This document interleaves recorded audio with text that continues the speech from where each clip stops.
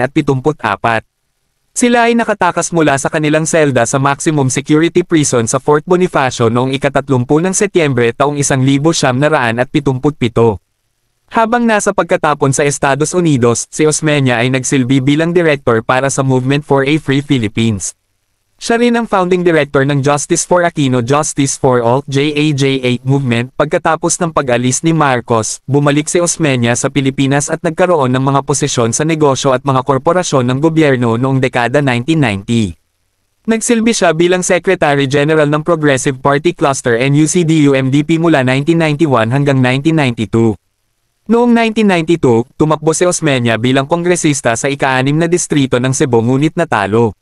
Noong 1995, inanyayahan siya ni Pangulong Fidel Ramos na sumali sa senatorial race sa ilalim ng lakas laban ticket.